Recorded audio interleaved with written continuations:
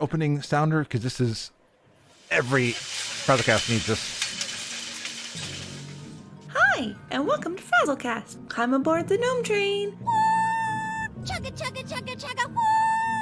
Please make sure to keep your limbs and experimental instruments inside the train at all times. And now, on with the show.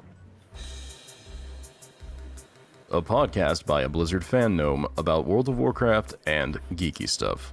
I promise you, they do talk about the World of Warcraft. They just go off the rails sometimes. And we do, but I gotta admit again, we've been doing a good trend of bringing people on again. So bring people on who like know Blizzard and know the World of Warcraft. Because I've had a few guests on here, like Jerry Rocha, who don't play well, but they were very, very fun. But oops, turn it. I'll edit that out in editing. And yeah, no worries. let me pull up my notes because I also realized when I do editing, I gotta actually pull up my editing notes. So this is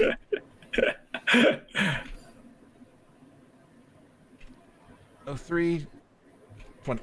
So today I am joined by Dela Rosa of Leyline. Hello, everybody. Hi, Frazley. Thanks for having me on. Absolutely. By the way, that intro is fantastic. I loved it. Well, thank you. It is made by one of my besties, Allie of Dungeon Fables, and she made that years ago, and it's like it is now a staple of it. And That's wonderful. And then the other one was Brendan T. Blaylock. He's a writer, and he's been like both of them have been longtime supporters of the show. So I would not be here without them. Mm-hmm. Standing on the shoulders of giants. Exactly. That's how it rolls. Yes, indeed. And as a gnome, I need every bit of help I can to stand up. Yeah, absolutely. Yeah, often I feel like an empty husk doing what I do, and like my team kind of carrying me through it, which is wonderful to have that kind of support and love. Yeah, I think that's what makes life partly what's worth living. So it's good to have friends and support. absolutely. And I've got a friend, and he has made quite a splash in podcasting, and somebody that everybody across all of WoW knows. Epic and Sandy, what time is it? It's time to go around the table. Great idea. So what have you been up to recently? Wow. Well, I've been up to a lot of different things, but it really depends on what category you're interested in. If it's like more hobbies and playing games, I can certainly talk about that. So yeah, what primary dominates my time is working at Leyline. Yes. So I'm a founder and CEO, so that's all-consuming, I would say. But I do have two young daughters. I'm a single father. So every other week they're with me, and I try to prioritize time with them. They're 4 and 7, so it's a wonderful age. Yes. We've actually been playing Mario Odyssey together, Marvel Ultimate Alliance, and just having some fun there. Gaming wise, I like to dabble a lot. So I have been playing a bit of Hearthstone, a lot of their single player and Battlegrounds. And actually, I love ARPGs. So I've finally picked up Grim Dawn after sitting on it for a while. It's really fun. It's super addicting, kind of problematic. So there's occasionally some late nights where I lose a lot of rest. Yes. Not great for my health, unfortunately, but it is just so fun. So yeah, I don't know how I manage it, but I kind of still squeeze in some time. I'm a big, lifelong gamer, and it's hard to take it away. It's part of your fun and satisfaction. And I definitely know. Do you have a Switch? Yeah, I do. I don't know if you have played it with your daughters, but I bet they would love Stardew Valley. Because I think, especially with the couch co-op, I don't have anybody to play with me on the couch co-op, but that's a game I've been watching Steven and his wife playing it together, and it's been so much fun seeing them play it, and the fact that they can be on a farm together. You can be in your farm. You can also be doing your own things. That's brilliant. Great idea. I am definitely going to pick it up. They were just mentioning that they wanted to try some other games too. So yeah, Nice. I love it. And honestly, like I'm just so thankful for like how wonderful games are to just do bonding and teamwork. Like, it's so cool to just see their personalities emerge like as team members and like arguing, screaming at the screen, like, come on, Madeline, go, go, go. So it's so fantastic. I mean, just finding ways to bond with the kids. So I never thought that was going to be the case, and pleasantly surprised. And I take it, because you mentioned quite a few games, that you probably have a very vast gaming history. Yeah, I would say so. I'm kind of a nerd. I actually built a Google spreadsheet that contained every game I played throughout my whole life. And I think I'm at, like, I forget. I'd have to pull it up. It's been a while since I updated it. But I mapped out and built some graphs and charts to kind of look at the genres that I played. So PC is definitely my top platform, but I've played almost every platform. And I think I'm at like 600 or 700 different games played over the course of my life. I tend to skew and index higher on strategy and RPGs. So yeah, I'm a pretty hardcore nerd. I love it. And when did you start gaming, if you can remember that? Yeah, I started quite young. I was probably maybe 6 or 7 around, and I really kind of got into it like with the NES, Nintendo. But I'd even played like, some really, really early platforms with Atari, Commodore. There's actually, I forget which one. I think it was a Commodore where you actually played with cassette tapes. So that was a really fascinating time. So it started very young. My dad introduced me to tech pretty early. And since then, what has been the Sorry, my daughter is here visiting. It's all good. Is the work at home life for you? Yeah. Hi. Say hello, Madeline. Hi. Oh, hello. And so from there, like, what would you say was like one of your favorite games as a kid? Oh man, as a young kid or like a teenager? Either one. Okay. Young kid, I don't really know if there's like a massive favorite. I did love a lot of those Nintendo side-scroller games like Contra and Castlevania. As a teenager, I could definitely say Blizzard owned my life for a while. Everything from like Warcraft 2 to 3, Diablo 3, Diablo 2 and Diablo. I probably lost a summer to each one of those, just like playing all day long and skipping meals and skipping social gatherings. So it's a big part of my childhood and a big inspiration for me to try to apply to Blizzard, end up working there. So it was very, very interesting times. In fact, little nugget, I almost failed out of college playing Warcraft 3. So I spent an entire semester like skipping class. So my day would consist of waking up, playing Warcraft 3 and Counter-Strike, and my girlfriend would bring me food. I wouldn't leave my dorm room, and I would skip class and I'd play volleyball at the end of the day. So, Nice. It was a very bad semester, but like some of the most fun I ever had in my life. So I was a bit of a degenerate, that's for sure. So I had to, get back the next semester and, bust my butt. And, it all kind of turned out all right. So I didn't tell that story at my interview. That's good. I wasn't sure if it would be a pro or con. It's like, all right, I'm very dedicated to Blizzard, but was very irresponsible. So I don't know how you want to take that. Yeah, it'd be like, yes, a little bit like we see your loyalty, but we also see your like project management or like your time management. Lazy addict. Check. Okay. Yes. Good to know. And I hear you mentioned Diablo 2. Are you going to be getting back into the Resurrected Edition? Oh yeah, absolutely, man! I was so happy to see it finally announced. It's probably gonna drain a lot of hours of my life again, but it'll be good nostalgia, I think. Yes, and the fact that it's like cross-platform, and I was hearing like the progression will be cross-platform too. I was like, that is amazing. Yeah, it's wonderful. We are in the golden age of gaming, man. It's just Yeah. there's so many wonderful things like being brought back from our childhood, and just the quality level is really insane. So there's not enough time Yes. in the world to consume all this content, and it's so fascinating.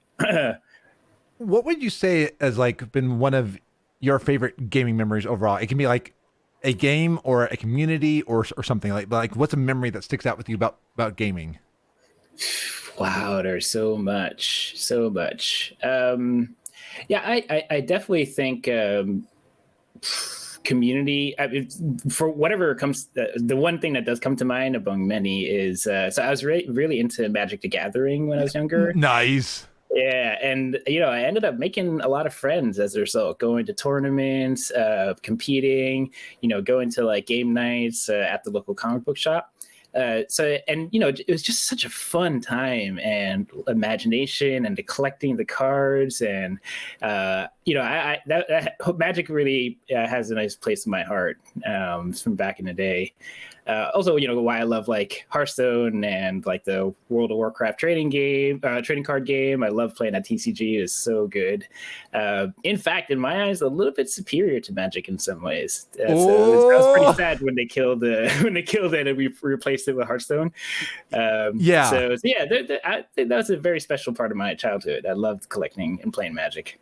And I love the idea again, like getting like those loot cards even for like WoW, and like it'd be cool to have Hearthstone in real life. I mean, the only downside is having those exploding cards would be pretty bad for tables and stuff like that. Yeah, that's right. Well, what I will see at least one day. It's maybe not necessarily Blizzard, but we'll start to get them in AR and VR. So You're right. there will be a bit more of that type of real world experience. I think the challenge will just be how do you simulate the tactile experience of the cards. Yes. So that'll be an interesting challenge to overcome. But we're getting there. Technology is moving very fast, very, very fast. I still remember when Sony was doing their, I think they were the Wonder Books, and you would put it down in front of you. You had to have like a lot of space in front of you, but then the book would like come to life in front of you. So you would see the book, like things coming out of the book. So you would feel the book, turn the page and stuff like that, and then like on the screen you'd see what was in front of you. It was an interesting attempt at AR, and I quite enjoyed that one. Yes, indeed. And actually, there's just going to be this evolution when it comes to art and AR. We have, some artists on our team that are kind of building and already creating comic books where, you basically have like a QR code embedded into the comic book, and then you see it in AR and it becomes an animated scene. It is so incredible. That's awesome. Yeah. So, we're going to see a revolution in the way art's displayed where, if you're wearing certain glasses or you have a phone, it like adds another dimension to the experience. So it's going to be really fascinating how this all plays out over time. So as you can tell, I'm kind of a fan of technology. Yes. It's a double-edged sword. So, there's plenty of things that scare me, especially being in tech and like having seen and worked on a lot of these type of projects and tech and tools. But at the same time, the benefits to humanity are, almost limitless. It's really a wonderful thing if we harness it in the right way. Yes. Yeah. I saw today, like, the fact that even like podcasts that we're listening to, I don't know if you use Overcast on iOS, but Marco Arment has said he is now going to be bypassing all of the tracking ones, like Chartable, and like there's one other one that's like very invasive. That instead of just like tracking your downloads, they track you across the web, and he's now going to be bypassing those because of how much data they're tracking. And he said PodTrack's one he's going to still let. He said, you know how many podcasts use PodTrack? He said they're having a lot of data. I mean, it's scary. It is. And did you know that our data is actually worth more than oil now? So the tech industries like make so much money off of collecting our data, packaging and selling and reselling it over and over again. And the outcome is we get $0 out of that, and they just blast us with ads, like really creepy ads too. So it's the balance of wealth and prosperity is definitely shifted to these giant mega corporations and tech companies, which is quite detrimental to society. You Yes. know, rampant inequality often leads to very bad outcomes in in a nation. So we got to work on that hardcore. You know, a big part of why I founded Leyline is because of that. You know, inequality is such a massive underlying issue that, you know, creates a lot more social unrest and issues on top of that. So if you can help attack that root cause, you can actually make a lot of, you know, ripple effect positive impacts on society. Now, you've mentioned Leyline, and I've definitely been doing a lot of research before, but can you explain what Leyline is for those who may not know? Yeah, absolutely. It's you know, I would say in its most basic form, it's essentially a loyalty program for doing good deeds in the real world. And so, you know, a lot of our background is really in the video game and tech space, and that's where our specialty is. And, you know, one of the gaps that we have is that gamers care a lot. You know, we one of the, you know, our generation is one of the most giving on the planet, and there are 2.7 billion gamers out there. So, you know, the question I always had is, are we harnessing that as a force for good? And really, you know, a big part of why gaming is so successful is it taps into these really powerful intrinsic motivators, like a sense of fulfillment and accomplishment, randomization, competition, cooperation. So essentially, we're taking all that expertise and capability and applying it to real life and incentivizing good deeds and rewarding it with valuable digital assets in the form of NFTs. So we could talk about blockchain and kind of how this NFT explosion is taking place, because we are at the tip of the spear. Oh, good. So yeah, we're gamifying good deeds and rewarding and getting money into people's hands, essentially, for doing that. So sorry, I got my daughter in the background, like, all sorts of stuff. It's all good. Hey, it's a podcast, and it shows the personal side. And I'm glad that you brought up NFTs, because I've actually been talking or like listening about it and researching it, especially like Elon Musk selling. Or was it Musk? It was Musk is selling his or what is he? He created a techno song about NFTs. That's right. Yes, and he's selling it now, and all that. It's great. What is an NFT for someone who may not know? Because I think I know, but I'm betting now that you mentioned it that you might probably know more than I do. Yeah, absolutely. Happy to explain. I think it's a really important social concept and construct. So yeah, NFT stands for non-fungible token, and it's a very specific type of data asset on the blockchain. So blockchain is essentially the most encrypted technology known to man, where it's distributed ledger, and everybody part of the network across the whole planet contributes and validates it's true. So the non-fungible side of it makes it different than cryptocurrencies like Bitcoin, because those are fungible and exchangeable, where non-fungible means it's totally unique. So that one item that you have is the only item of that quality and rarity in the entire world. And because it's secured by blockchain, it means that people can't copy it, they can't hack it. It is really impregnable. So it then becomes a scarce asset, which now has value because people look at it as a store of value, in the same way as collecting a piece of art and hanging it on the wall. Yeah. You would essentially collect a digital version of that art, and it has intrinsic value. And so a lot of it comes down to what individuals want to actually collect that value, and how useful is it in the internet world. So that's like where there's this, you know, major leap and evolutionary change when it comes to digital assets and how it actually pertains to the gaming world, and that the gamers and video games are going to be the tip of the spear for sure, the vanguard to kind of transition into this you know, digital blockchain world. Sorry, this is like a whole bunch of buzzwords. Oh no, and partially distracted with a monkey climbing on my shoulder. She's adorable. And I like the concept of having something that is like that. There's not a copy that like something that you own. I forget what game it is, but you probably know which game it is. That like they sell literally everything in the game, and the one like you buy ships or you buy weapons, but like. Literally, money is how you make it in that world.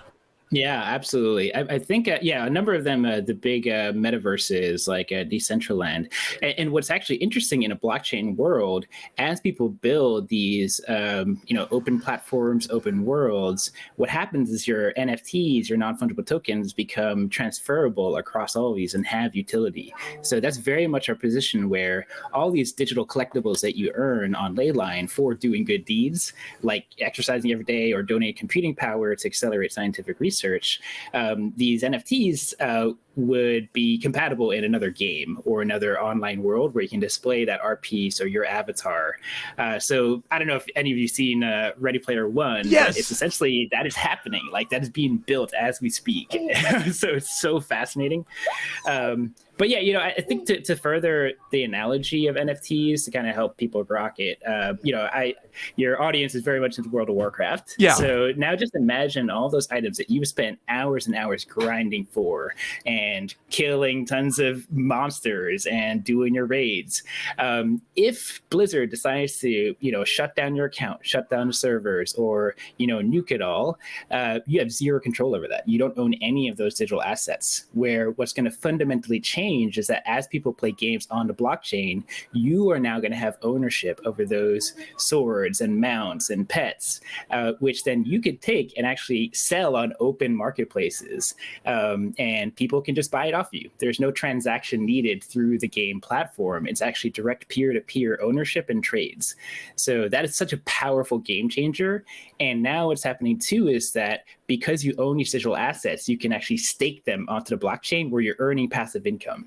So there's a game company we're in talks with now that's licensed Formula One, and essentially what happens is that people play and earn these like specific unique cars, or they can buy pieces of track, and as it's played and used, they're actually earning money. They could rent out their cars to other players. Wow. Like, that have like boosted stats and whatnot. So we're going to end up in a world where there's the gamers economy, and people can have jobs and ownership of assets in a digital world and earn money and not be poor. So Yeah. it's so fascinating. The world, I think gamers are going to be the ones to save the planet. Honestly, I truly see that. So in order to do that, we have to build games and gamification that's good for the planet and good for people. So that's kind of what I was concerned about. Is like, hey, no one's doing anything about this stuff, and like we're in the middle of a gigantic economic crisis globally. So let's start building. And that was kind of like the feeling in 2020 when we first started. We're just like, all right, if no one's going to build this for us, we might as well start it and do it. So yeah, we're making a lot of momentum. Sorry, I'm all over the place. You're good. To go down rabbit holes. I didn't even know about this part, because like what it impressed me was I have seen like you mentioned the using computing power, and like I've seen like a folding at home SETI. I've got an uncle who has all of his machines doing folding at home in honor of my grandfather who passed by prostate cancer, and he's doing that. I'm sorry. But he wanted to have his legacy be helping cancer research, and like it's interesting. Like, he's spending all this money to do like that computation. It's costing him money and he's not getting anything back for it. And when you showed Leyline and how like you can do that, but then you can still be earning the ability to like make stuff with what you're doing, that like, you're doing good and you're making a small impact, but you're also making credits back to do like get gift cards or anything. I mean, redeeming it for anything and all that. Absolutely. Like, that was what was pretty cool, that like the ability that you can start with what you have to be able to make an impact and help offset costs in your own life. Yeah, that's absolutely right. And, that's what we're kind of aiming and, kind of dub it as. We're trying to build this economy of altruism. Yeah. Where right now it's just like, if you want to do good in the world, it's expensive. You got to spend money or spend your time or use your networks and your connections. And there's very little feedback. Like, when you do that, like, if you imagine sending like $50 across the planet, what kind of feedback and fulfillment do you get? So we want to make it easy, fun, and profitable, and just totally flipped the table when it comes to, what it takes to actually be an altruist in the world. And, altruists have it pretty bad. Like if you're like, imagine launching a nonprofit where it's like your salary is like half of what the private sector is. Yeah. It's a thankless job. You don't get a ton of support. It's not a lot of business there. We want to take a lot of this private sector techniques and plug it into the nonprofit sector. Let's start supercharging all these good things in the world. Because now, the blockchain and crypto space is enabling all this new types of wealth and earning and passive income. So that really is the goal, is like, we got to get there early and start the trend in the right way before, these giant tech companies come in and start taking over everything again. Not to say that that's all bad. It's just that, there's some really bad business models in place. Advertising and data stealing is not really great for society. No, not at all. And it preys on people that are very, it preys on people. Like I was hearing about a house that might clear, and I don't want to say any more than that, but their practices of asking for data and all that, and being like, oh yeah, they're getting people to give them all this data, and this person may win $1 million or may not, and it's like, wow. Yeah, and what are you sacrificing? It's hard to see the consequences of that because it's very subtle. But essentially, these tech companies have the ability to manipulate your behaviors like very clearly. They can just always like adjust a number and pull a lever, and then you totally change like what you do and what you believe. That is really scary. And I've been on the back end of this and seen the access that these companies have. Like, so working at Blizzard, we were working with Google and Facebook and all of them. And I was doing digital marketing for a while when I was over in Europe, and I would get out of these meetings and I'd be like, is there a code of ethics for marketing? Because this stuff is like effed up. Like what we can see and do and how much data we have. And the answer is like, no, it's like, this is just how it works. And I was just like, what the hell is going on, man? That's stuff hard to change because the economics are always going to drive that behavior in that direction. So the answer is you want to kill that business model. You want to kneecap the business model by having a better one that is much more respectful of user data, as well as having a better user experience. So this is our opportunity and our moment where, blockchain is going to become the fundamental layer of the entire internet. And like, it's the next like evolution. It's like PC, mobile, and now blockchain. So what's going to happen is all these services and apps and platforms going to be built on top of that. And that's where they're going to accrue a lot more value. But because it gives everybody access to earn income, it changes the dynamics where it's much more equitable and free and decentralized. So it's not these like giant platform organizations that own everything. It's going to be spread out to people. So it's a wonderful space. It's like really, really tech heavy and hard to understand. Like, it took me 6 months of hard research to get all this stuff. But it is truly game changing. It's going to be game changing for society, and this will play out over the next 5 to 10 years. And it may accelerate even faster than that because the growth is exponential. So we got to harness that and do some good as a result. And I like how it's bringing the internet back to what it was at one point, a lot of decentralized servers. Because, like, looking at even what a large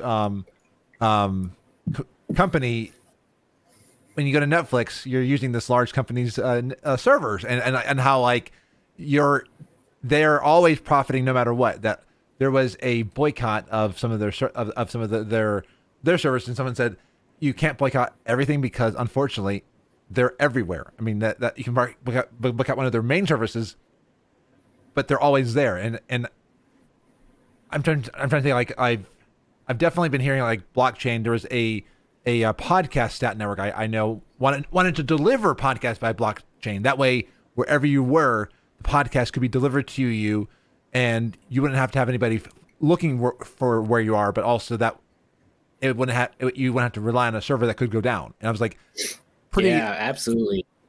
And it's very pro privacy and pro freedom of speech, because you can't get censored because all of your data is fragmented across the entire planet. You can't shut down any server because the server is the entire internet.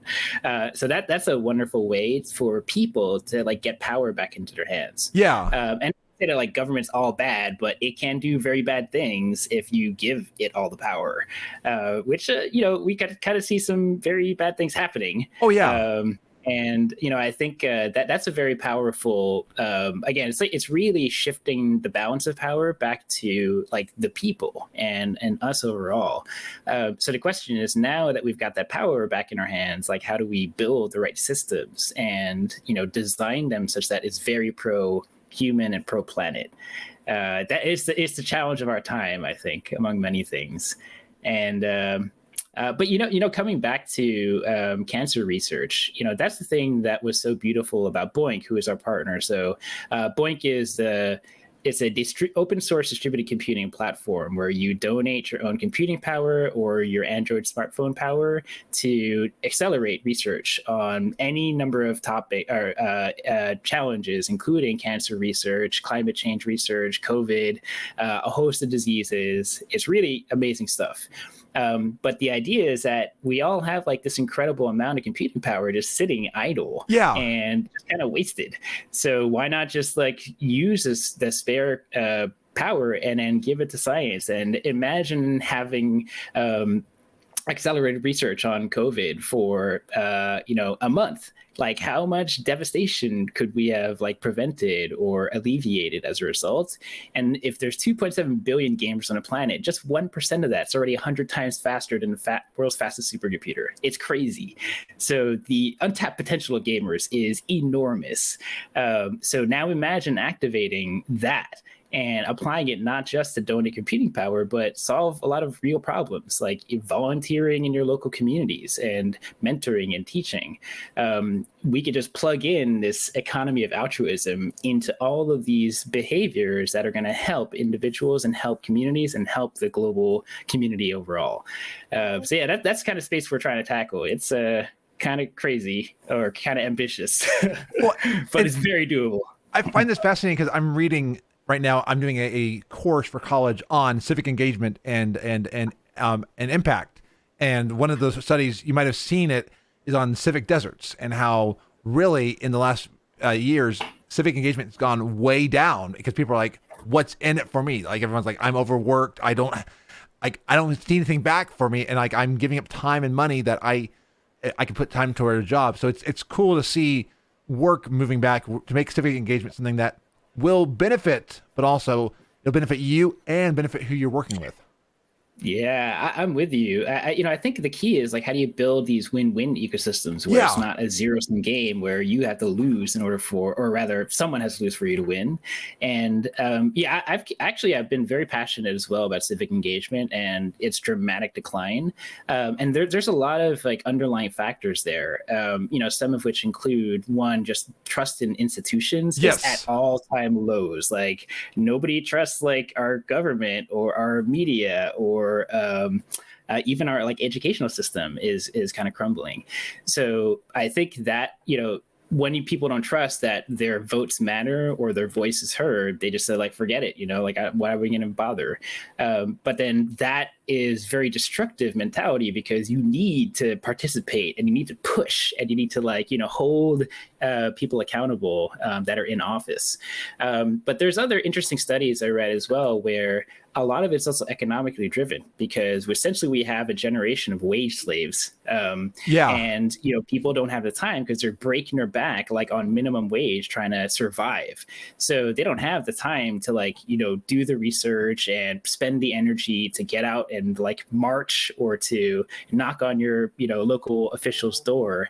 And what happened is the dramatic decline in civic engagement is opening for corruption and for corporations to kind of craft the message, set, and lobby for regulation that's going to maximize their profits.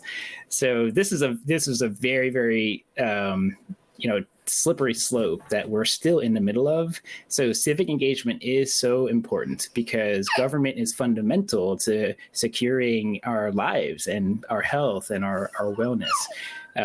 So yeah, big challenges to solve there. But again, economics is part of the solution. Yes. You just, pay people to do good and pay people to be civically engaged, and you tackle the what's in it for me problem. So anyway, that's I'm still quite hopeful, despite how Yeah. grim the assessment is. There's a lot of pathways out of this hole that we're in, and it just takes hard work and belief. We just got to believe that we can change these things, and then put in the energy and come together and make that happen. I've got a rogue laundry basket floating behind me, or like one of those droids and yeah, from Star Wars. Yeah, right, with the feet. Oh my gosh. Yes. Oh boy. I'm loving this because, like I said, I had heard about this. It was Posty who had got to me to talk with Haley, and then all of a sudden be like, wow, just like I love giving back power to people, and again, small impact, because like in my studies it said people don't feel like they have any impact. Like, what can I do to change anything? Yeah. And, I think that's quite core to our ethos as well, which is it's really about empowerment all over the place. So, we're a not-for-profit organization focused on social impact. We're an open source project and an open knowledge project, which means that anybody can come in and take a look at our source code. They can come in and look at all of the tools, process, templates. We have a network of 70 people contributing and volunteering into the project, and they're all veterans from the game industry, tech sector.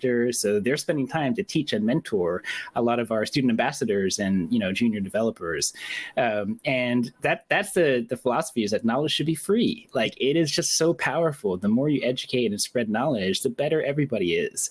And it was weird being in this mega corporation that really keeps a lot of this knowledge close to the chest, and you harness that to maximize your profits. But if you distribute that better, like, the quality of all the things that we do increases dramatically. So I think there's something also very powerful about the open source movement and open knowledge. And I think it is truly a feature. And I think that's going to win in the long run, because what's better, a corporation with tons of money or the entire planet? Like, we can activate all of humanity to participate and, build and work on projects. We just have to make sure that they're not wage slaves. Yes. So giving income to people and giving them a floor to operate off of is going to enable this incredible explosion of creativity and contributions to open source. And so exciting. That's always been like my mentality, is I want to share knowledge. Like, I'm a Twitch streamer, and how many Twitch streamers are using an open source project of OBS, and they're using something that, instead of using one of the other ones, because even we've seen a corporation kind of take over OBS, and I mean, not self, but they've taken over a version of OBS, and that version of OBS is not as good as the other one. Totally. And that's the danger. It's like, if they pitch it to you as like a free product, be wary, because understand what their business model is, because you might be the business model. Oh yeah. And that's not great. Like, they all these streamers that downloaded this product, and then they're like, by the way, these features you had, they're now ours, and if you want it, pay us $149 a year. So I mean, it's in that, like, giving that knowledge and creating, again, empowerment. I like you. I'm loving everything I'm doing with this. Thanks, Frazley. I love you too. This is a great conversation. It's giving me hope. It's like, it can be so depressing looking at everything. Be like, you have all these corporations that are over us and all that. I mean, and it's cool to see a movement up and a movement to empower. I love it. Yeah, and it's really wonderful. And I'm with you. Like, these times can be quite dark. There's a lot of struggle, and in particular, I think we are actually quite fortunate. I think this generation of gamers, or at least like our cohort, we were very fortunate to be able to live in this digital world and to be able to kind of stay at home and watch Netflix. But there are little people hitting the street at the order of like hundreds of millions of people around the globe. OECD projected 180 million people now thrust into poverty because of the pandemic and economic crisis. Wow. So it is massive. Yeah. But coming back to what we can do about it is let's just participate with these tiny little contributions and come together, and we can move mountains. That's the power of technology and community, bringing us all together. It's a big moment for all of us, I think. And this is also the wonderful thing. So we're really heavy in a blockchain developer space, and you could see that with almost everybody coming in here, where they see the opportunity to build these products that are really going to improve society, and they're in it for not necessarily make billions of dollars, but to bring in some social good and infuse it into the new internet that we're building, and this metaverse that's now emerging too. So that fills me with a lot of hope, knowing that we're not alone. A lot of people care and want to do some cool things and are willing to put in the work and be brave and put a lot on the line to try and make these things a reality. It's super cool. And I want to bring up some stats that I saw on your main page, that like 1,661 users that are changing the world, 95,984 scientific research hours. Over 90,000 hours. Yes, contributed, and we're just in a tiny closed alpha test right now. We've put a wait list in the gate, and our Discord community I think is approaching 600 now. But it's massive. Like I said, it's just gigantic. The amount of computing power we're already able to donate and incentivize, and it's super easy. There's just really not a lot of work. You just set it and forget it, leave it overnight, and you're good to go. And just racking up Leyline points as a result, which is then used to claim prizes out of our prize pool, whether it's gift cards or Bitcoin gift cards or coupon codes or free games. Plus, they're all connected to NFTs as well. So it's just we're packing so much value to people that it's ridiculous. For you not to sign up is you shopping on Amazon Prime you shopping on Amazon every day and not using Amazon Prime. I think that's the value proposition we want to infuse here, which sometimes actually feels unreal. People are just this is a scam. How is this even possible for me to just do basically nothing and then earn money as a result? But that's the kind of opportunity that we have now with blockchain. So it's a wonderful space. And I think what's nice and validating and comforting is now we're seeing this gigantic explosion in crypto and particularly with NFTs. I don't know if you've seen some of the news, Beeple, for example, sold a piece or a JPEG. I saw that for $69 million. Can you believe that? I was Lord. What? I almost I jokingly, but I almost said I want to sell. I've got I think over 80,000 tweets. I mean, I can make a serious bank if I were to sell each of those tweets as a. Actually, we should totally talk, because something we're actually working on right now. So we are a 501c3 nonprofit. So we're actually in talks with celebrities to do a fundraiser charity sale on their NFTs. Oh. So, anybody with a following can, basically we could brand an NFT in your likeness. We've got a bunch of amazing video game artists that do awesome concept artwork and animations, or people can donate their audio files. We'll tokenize it, put on NFT, and then let you showcase that on your Leyline profile, which is kind of combined with all of the stats of the good you've done. It's essentially your digital altruism resume. None of that exists today. And because we're partner nonprofits, it validates all that data. So it really kind of showcases you as this digital hero. If you want to do an NFT sale, we could probably hook it absolutely. Up. I think it was super fun. Because it's especially if it's for good, if it's for charity, I would absolutely love to do it, because I told people this last week. I want to be my future goal is to do something for charity. I'm doing a charity event next week for American Heart Association. So I want to do good. I was impressed last December. We raised over $2,800 for Trans Lifeline. We raised $100 for the NAACP Legal Defense Educational Fund in January. So I want to be about doing good, and that's wonderful. Using my platform, that as small as it may be, I want to use it for good. It's quality. It's all about quality, not quantity. That's what I've discovered as well. And that's the power of community. We could harness and do some serious good altogether.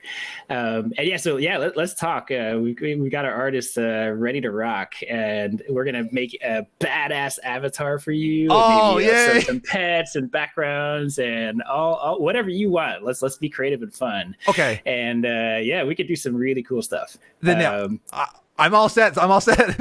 All right, fantastic. I love it. But yeah, I think that's kind of the goal, is that the more money we can raise, the more people we can hire, and basically give work on top of the fact that they're just volunteering. Yeah. We can give them, and like they could do good, but they can also participate in building a platform that does good. And the goal for us is we want to function exactly as not-for-profit. So what that means is that all of the revenue we're going to generate, which could be massive, because again, $69 million for one NFT. We could make a lot of money here. The purpose is all the revenue we get on top that is in excess of our operating costs is actually going to go to two places. One is back into the prize pool. We're just going to buy a ton of like gift cards and whatever cash value items and distribute it to people in need. So like that prize pool is going to be open to anybody on the planet. And so you now imagine a $25 Bitcoin gift card and an NFT that an individual in Venezuela earns. That's an entire year's salary. It is so transformative. All you need is like a phone and internet, and you transform your life. Like that's like what we're trying to build with Leyline. So all the money that we raise, we're going to spend it to hire people, give them a living, and treat them well and pay them well. And then we give it back into the prize pool and start helping everybody and help eradicate poverty. That's really the engine that we're trying to build. What else is important? Oh, yeah. So the second piece that we'll spend is on, we want to pledge to be a carbon negative organization. Nice. So we'll invest in technologies and efforts that are going to reduce our carbon footprint, even at the minimum as a counterbalance to the amount of energy that we're spending, that's additional for the computing power. But I think that should be on every company's like mission statements. Like we need to like work together and stop this insanity of pumping tons and tons of like pollution into the air and baking ourselves. Like it's a crazy global experiment that we're running right now. Oh, and I'm glad that you mentioned both of those, because I know one of the like you answered like one concern I know could come up is like who's behind Leyline, and the fact that you made it very, very transparent and open, and then the fact that the power being used or that you want to offset that. But like you're already answering questions that I know are going to be asked, and that I know you've been asked. Oh yeah, absolutely. And again, another part of that ethos is transparency and building trust. And one of the easiest ways to build trust is just show everything. It's like this is all of us. Like here's our budget, here's our plans, here's our roadmap. We actually record all of our all hands meetings and Q&As and key decision meetings, and we just post it onto YouTube and broadcast it. Even if we get no views, we just do it because that's the right thing to do. Yeah. So our community is going to hold us accountable and say, guys, you're messing up here. Smack us in the face, and we will live up to it. We're going to respond to it and do the right thing. That's like really, it's so intrinsic and it's so deeply rooted in our culture, in our values, is openness, transparency, humility, accept when you've screwed up and just start fixing things. So, we figured that's the best way, because this, obviously feels like it's too good to be true. So you counteract that by saying there it is, there it all is. You could just look at every single bit of information and judge it for yourselves. So it's great. We're building this amazing community of like just very different people from all over the globe, very different backgrounds that just care. They just want to like make the world a better place, and they believe in this thing. And it's not about the money at all. Like it's tough to be a startup, but there's just belief, and that to me is like probably the most inspiring thing. That's the stuff that keeps me going. Seeing that the message is really picking up, so it's nice. And I want to ask before we go, because like I said, you've answered all the questions that I've had and all that, but like. One thing that I want to know about you is you are a 10-year veteran of Blizzard Entertainment, and can you share what you used to do at Blizzard? Oh yeah, absolutely. So yeah, I've spent 20 years now in tech overall, and I started off at Blizzard as a senior producer on our platform team, so web, mobile, BattleNet. So I helped to launch a bunch of our games, so including a number of World of Warcraft expansions, starting with Cataclysm, Overwatch, Hearthstone, Heroes of the Storm, Diablo 3. And a bunch of expansions with Hearthstone. So I spent about 3 years in Irvine working on that. After 3 years, I moved over to Paris and worked out of our Versailles office, which was the hub for all of our European, Middle East, and Africa operations. There, I spent time doing digital marketing, publishing, data science, and data analysis. And after 3 years there, it was an amazing experience. Got my butt kicked, but it was great. I learned a lot. I came back over to Irvine to join our esports department. So there's doing international operations and business development, helped to launch the Overwatch League, a bunch of Hearthstone leagues, StarCraft. So that was a ton of fun. Also a crazy business. It's like crazy, so different from video game development. Yes. And in that tenure, I also headed up one of our collegiate programs called TESPA.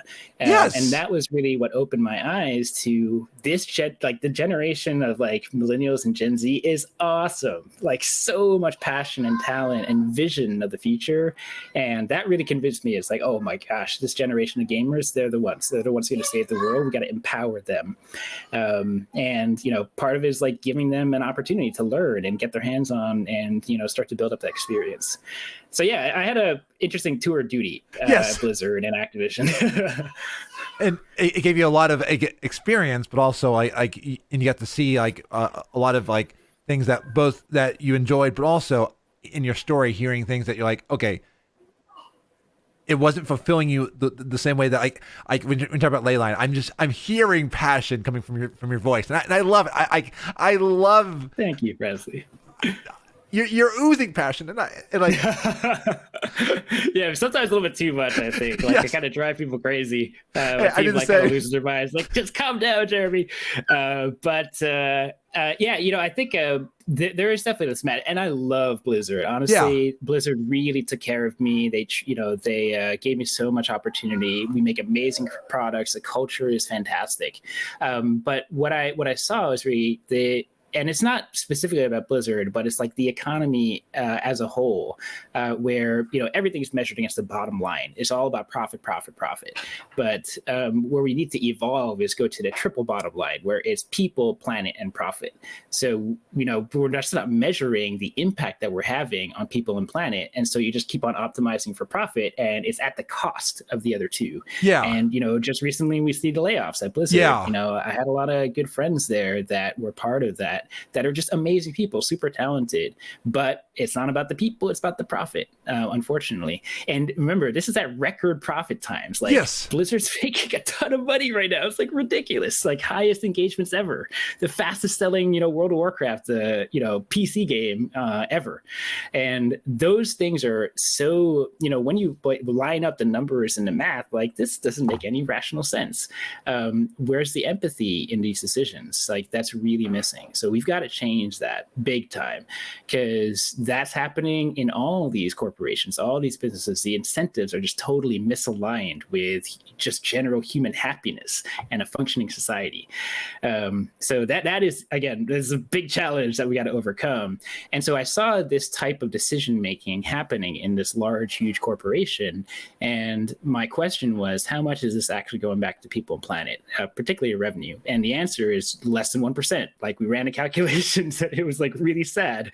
And aside from that, it's just even, what are we doing with our products? There are 60 million monthly active users at the time. It's actually growing now.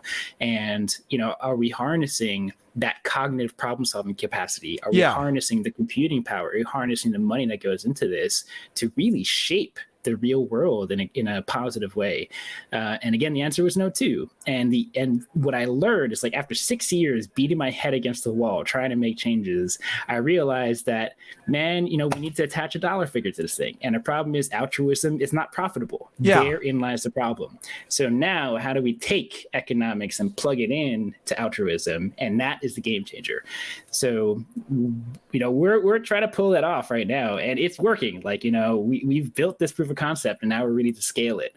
And that's definitely the hard part. Like, scaling this is going to be quite expensive. We need a lot of capital to hire the talent, and run servers and all the stuff like that, legality, blah blah blah.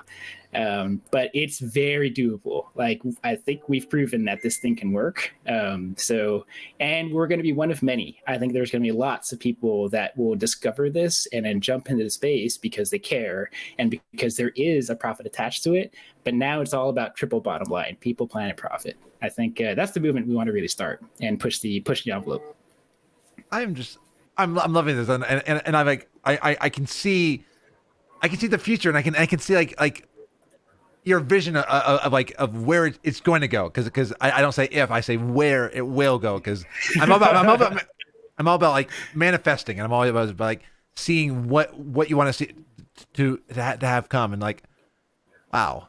So I want to thank you for being here tonight, and like for people who want to get in on this, where can they find you on the interwebs? Yeah, well, first step is definitely check us out at leyline.gg. You can sign up for an account. You will get on the wait list, but you can actually join our Discord server, which is like, I can send you all the links for your show notes and whatnot. Absolutely.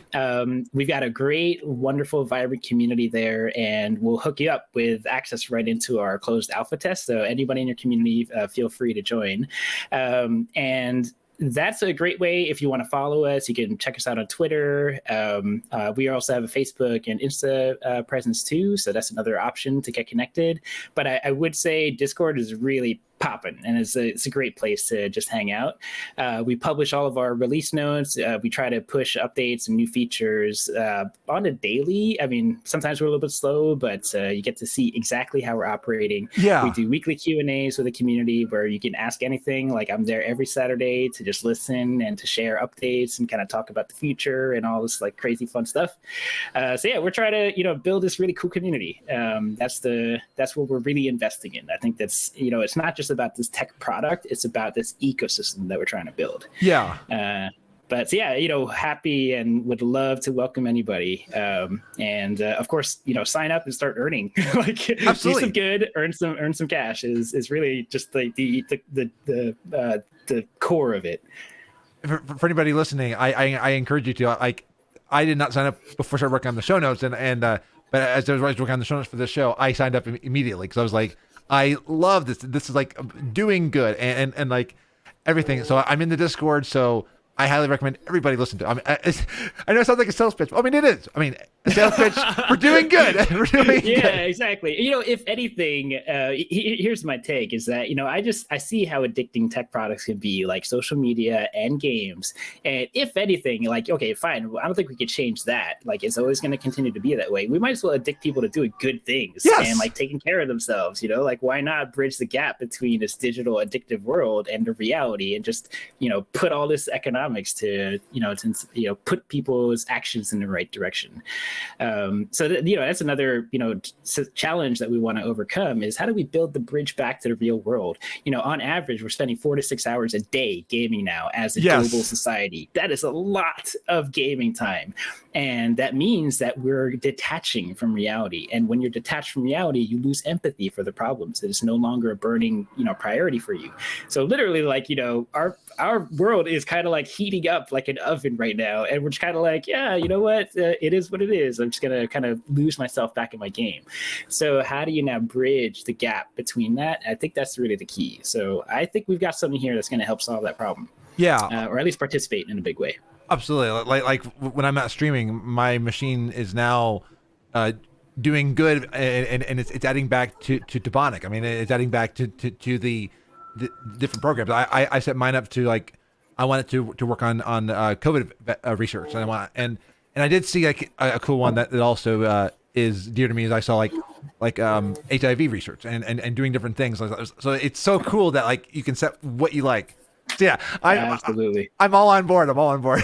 I love it, Frazley. It's so wonderful to hear. And that's the way we win, one by one. Yes. I think we're just gonna all contribute piece by piece, and we're gonna grind away. There's nothing's gonna stop us. Honestly, there's just so much belief at this point that I tried to intentionally set it up that way where I wouldn't be the single point of failure. It's That's really good. gonna be a Yeah. movement. That if like for whatever reason I get like hit by a bus, that's that the rest of the organization and team can take the lead and drive this thing to become real. So yeah, I think we're at the point where it's reached critical mass. We've got all the momentum underway. We've got some really big partnerships that we've just landed, which I can't talk about Oh, yet. nice. I'm so sorry. No, you're good, but you're going to see some really interesting news over the next week or two. It's going to be pretty fun.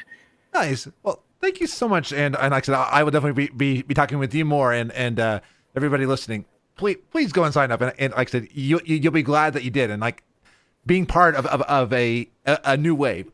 Oh, I'm so excited. It's an honor, Frazley. Thank you for having me. Happy to be here and happy to come back anytime too.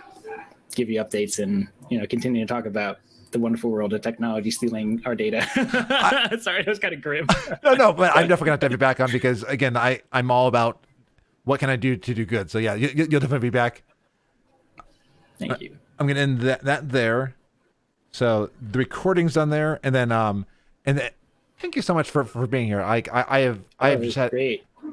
And we are still on Twitch. I want to let you know. So okay, yeah, no, cool. But hello, everybody. I've had a blast just like listening to it because Bort said Bort Miller says was awesome listening. So I know when Carrie hears this, I already got listeners. I'm like who are just gonna be like so happy when they hear this because you're reaching all those things of like building back trust into an organization and like you answered some of my questions that I had and I'm like I'm very glad. So and yeah, anytime we are super open and it's like the entire team and our community is just super supportive and ready to help, and some of it's just asking questions and sharing knowledge and giving visibility. So don't hesitate to ask, and we'll share everything that we're legally allowed to. absolutely because and that totally makes sense because there's still always business stuff, but even just like being in the Discord, I loved. I was browsing what people were saying, and it was so cool to be like the energy and like the vibe I was getting from it. Just well, rock on. I'm gonna let you get back to your daughter because I'm gonna end the stream and send off to somebody. But thank you again, Jeremy. Yeah, it is my pleasure, my honor. So thank you for having me. Absolutely. And we'll talk again soon. And yeah, let's definitely chat about an NFT collab. We could do some really cool stuff. Oh, so we're going to make it happen. I'm going to email you right after stream. So love it. All right. Well, have a wonderful